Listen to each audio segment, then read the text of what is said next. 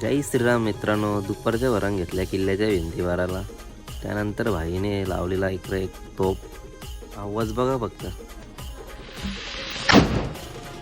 त्यानंतर आपल्याला पाणी सोडायचं होतं किल्ल्यामध्ये आणि पाणी सोडल्यावर बघा कसा लुक आले किल्ल्याला. मारली थोडी चकली. इकडं आई बघा पूजा करे होती. केला देव बाप्पा.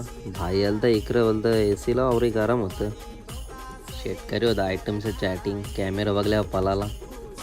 औरत का चक्कर बाबू भैया. और मयंक शेटनी चॅलेंज दिला. बोलतं माझ्यासारखं पटकरा बोलतं हातानं वाजून दाखव बोलतं. घेतला ना मग आवर मारायला. दुसरा लावला तो बघा कसा हातान फुटला.